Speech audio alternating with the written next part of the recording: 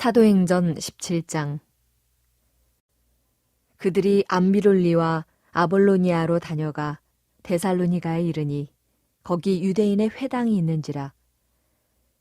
바울이 자기의 관례대로 그들에게로 들어가서 새 안식일에 성경을 가지고 강론하며 뜻을 풀어 그리스도가 해를 받고 죽은 자 가운데서 다시 살아나야 할 것을 증언하고 이르되, 내가 너희에게 전하는 이 예수가 곧 그리스도라 하니, 그 중에 어떤 사람 곧 경건한 헬라인의 큰 무리와 적지 않은 귀부인도 권함을 받고 바울과 실라를 따르나, 그러나 유대인들은 시기하여 저자의 어떤 불량한 사람들을 데리고 때를 지어 성을 소동하게 하여 야손의 집에 침입하여 그들을 백성에게 끌어내려고 찾았으나 발견하지 못함에 야손과 몇 형제들을 끌고 읍장들 앞에 가서 소리질러 이르되, 천하를 어지럽게 하던 이 사람들이 여기도 이름에 야손이 그들을 맞아 들였도다.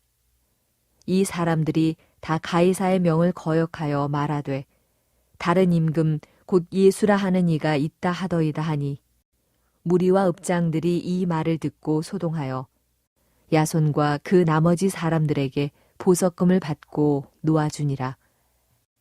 밤에 형제들이 곧 바울과 실라를 베레아로 보내니 그들이 이르러 유대인의 회당에 들어가니라.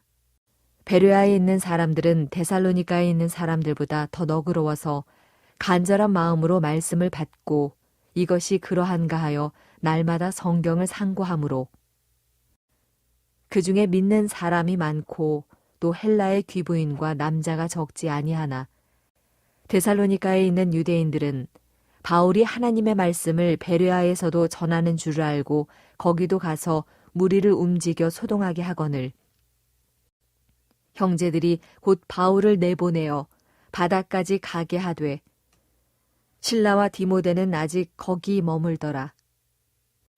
바울을 인도하는 사람들이 그를 데리고 아덴까지 이르러 그에게서 실라와 디모데를 자기에게로 속히 오게 하라는 명령을 받고 떠나니라. 바울이 아덴에서 그들을 기다리다가 그 성에 우상이 가득한 것을 보고 마음에 격분하여 회당에서는 유대인과 경건한 사람들과 또 장터에서는 날마다 만나는 사람들과 변론하니, 어떤 에피쿠로스와 스토아 철학자들도 바울과 쟁론할세, 어떤 사람은 이르되 이 말쟁이가 무슨 말을 하고자 하느냐 하고, 어떤 사람은 이르되 이방 신들을 전하는 사람인가 보다 하니, 이는 바울이 예수와 부활을 전하기 때문이러라. 그를 붙들어 아레오바고로 가며 말하기를, 내가 말하는 이 새로운 가르침이 무엇인지 우리가 알 수 있겠느냐? 네가 어떤 이상한 것을 우리 귀에 들려주니 그 무슨 뜻인지 알고자 하노라 하니, 모든 아덴 사람과 거기서 나그네 된 외국인들이 가장 새로운 것을 말하고 듣는 것 이외에는 달리 시간을 쓰지 않음이더라.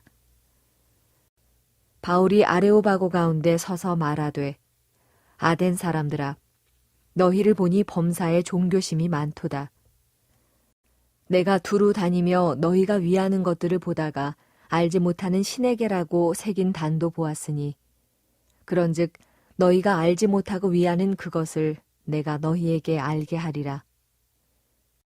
우주와 그 가운데 있는 만물을 지으신 하나님께서는 천지의 주제시니 손으로 지은 전에 계시지 아니하시고, 또 무엇이 부족한 것처럼 사람의 손으로 섬김을 받으시는 것이 아니니, 이는 만민에게 생명과 호흡과 만물을 친히 주시는 이심이라. 인류의 모든 족속을 한 혈통으로 만드사 온 땅에 살게 하시고 그들의 연대를 정하시며 거주의 경계를 한정하셨으니, 이는 사람으로 혹 하나님을 더듬어 찾아 발견하게 하려 하심이로되, 그는 우리 각 사람에게서 멀리 계시지 아니하도다. 우리가 그를 힘입어 살며 기동하며 존재하느니라. 너희 시인 중 어떤 사람들의 말과 같이 우리가 그의 소생이라 하니, 이와 같이 하나님의 소생이 되었은즉 하나님을 금이나 은이나 돌에다 사람의 기술과 고안으로 새긴 것들과 같이 여길 것이 아니니라. 알지 못하던 시대에는 하나님이 간과하셨거니와 이제는 어디든지 사람에게 다 명하사 회개하라 하셨으니 이는 정하신 사람으로 하여금 천하를 공의로 심판할 날을 작정하시고 이에 그를 죽은 자 가운데서 다시 살리신 것으로 모든 사람에게 믿을 만한 증거를 주셨음이니라 하니라. 그들이 죽은 자의 부활을 듣고 어떤 사람은 조롱도 하고 어떤 사람은 이 일에 대하여 내 말을 다시 듣겠다 하니 이에 바울이 그들 가운데서 떠나매 몇 사람이 그를 가까이 하여 믿으니 그 중에는 아레오바고 관리 디오누시오와 다말이라 하는 여자와 또 다른 사람들도 있었더라. 전쟁의 언덕이라는 제목으로 말씀을 전하겠습니다. 사도행전 17장, 특별히 오늘은 16절부터 34절의 말씀을 중심으로 바울이 이제 밀리고 밀려서 아덴에 와서 에피쿠로스 학파와 스토아 학파의 철학자들과 그 사상가들 앞에서 복음을 담대히 전하는 장면들을 우리가 보게 되었습니다. 오늘날 세상 한복판에서 복음을 전하는 교회의 모습을 우리가 투영해 볼 수가 있죠. 여기서 이제 나온 에피쿠로스 학파와 스토아 학파는 약간 정반대의 개념으로 볼 수 있습니다. 이런 대립하는 철학자들이었는데요. 특별히 에피쿠로스 학파는 신은 인정하지만 신은 저기 멀리 있는 존재, 우리와 약간 상관이 없지만 당장 그래서 지금 내 앞에 놓인 문제와는 동떨어진 존재로 여겼습니다. 그래서 그냥 지금 내 눈에 보이는 쾌락과 재미가 더 중요한 사람들이었습니다. 그러니까 이들이 만들어낸 신들, 그에 대한 신화들은 대부분 성적인 주제들이 대부분이었고 사람들은 그의 자신들의 쾌락에 만족을 주는 에피쿠로스 학파에 굉장히 열광했습니다. 에피쿠로스 학파는 신을 멀리 있는 존재라고 여긴다고 말씀을 드렸는데 오늘 말씀 27절에 보면 나오죠. 이는 사람으로 혹 하나님을 더듬어 찾아 발견하게 하심이로되 그는 우리 각 사람에게서 멀리 계시지 아니하도다 라고 말합니다.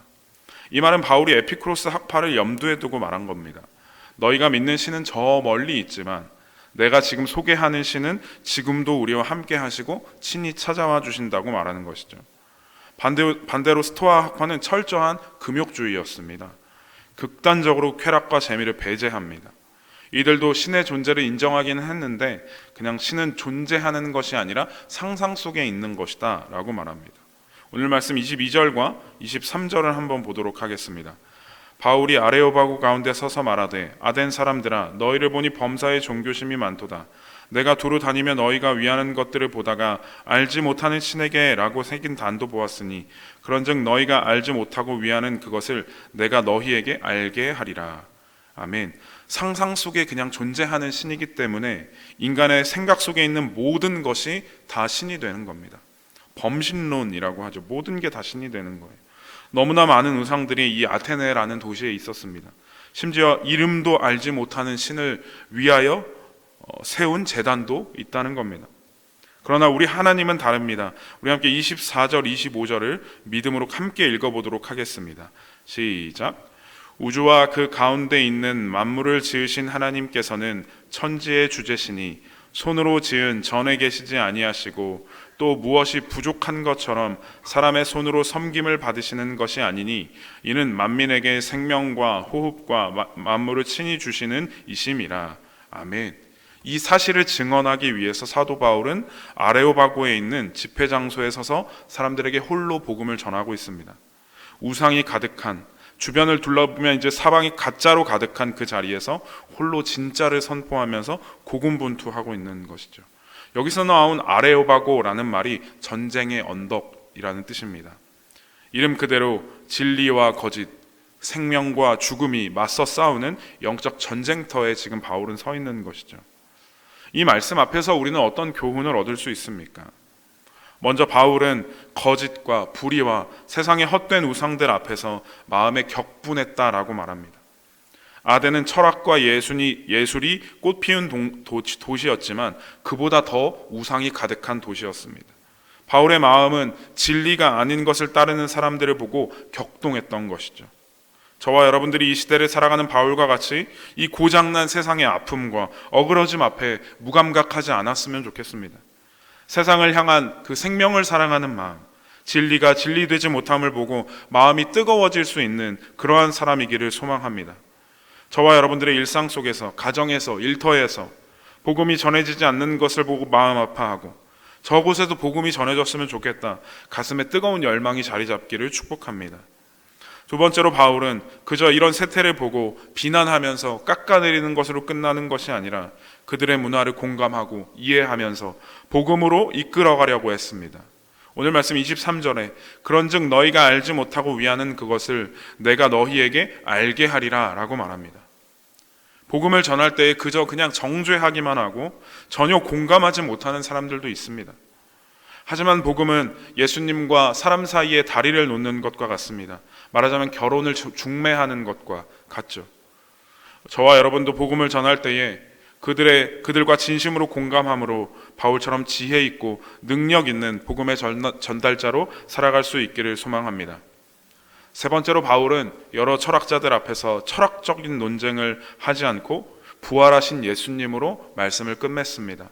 오늘 말씀 31절 말씀을 우리 한 목소리로 읽도록 하겠습니다. 시작. 이는 정하신 사람으로 하여금 천하를 공의로 심판할 날을 작정하시고 이에 그를 죽은 자 가운데서 다시 살리신 것으로 모든 사람에게 믿을 만한 증거를 주셨음이니라 하니라. 아멘. 우리가 이 세상에 하나님께서 보내신 복음 전하는 자로 살아갈 때에 때로 무슨 말을 할까 고민이 되고 갈피가 잡히지 않을 때도 있지만 복음은 세련된 말이나 어떤 설득이 아니라 예수 그리스도 십자가 부활로 전해집니다. 이것이 때로는 거부하는 사람도 생기고 너무 무거운 주제라고 얘기할 때도 있지만 정말로 전해져야 하는 복음은 그저 수박 겉핥기로 끝나는 경우가 너무 많다는 것이죠. 우리는 그저 씨 뿌리는 자로 하나님께 충성하면 되는 줄 믿습니다. 열매가 맺히고 자라게 하시는 것은 하나님이시니 하나님의 말씀과 우리가 하나님의 뜻대로 살아가는 삶으로 이 은혜가 나타나게 될 줄 믿습니다. 사랑하는 성도 여러분, 여러분들이 그리스도인으로서 살아가는 그 삶의 자리도 아레오바고와 같습니다. 이 전쟁의 언덕, 우리가 살아가는 그 삶은 끊임없이 하나님의 거룩함을 추구하면서 끊임없이 세상의 우상들과 싸워나가는 전쟁의 자리입니다. 그 전쟁에서 여러분 혼자일지라도 복음을 드러내는 사람이 되시기를 축복합니다. 아레오바고 광장에서 수많은 사람들이 바울을 둘러싸고 바울의 이야기를 듣지만 제대로 들은 사람은 몇 명 되지 않았다고 말합니다.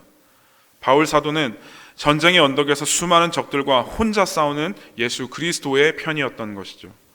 현재 그리스도인으로서 살아가는 우리의 삶도 그래야 할 줄 믿습니다. 세상의 유혹, 시험, 우상, 욕망, 기준, 가치들과 피터지게 싸우는 이 전쟁에서 그리스도의 편에 설 사람이 필요합니다. 지금도 우리 하나님은 그 한 사람을 찾고 계시는 줄 믿습니다. 그 사람이 바로 우리가 되기를 예수님의 이름으로 축복합니다. 아멘. 이 시간 우리 함께 말씀을 생각하며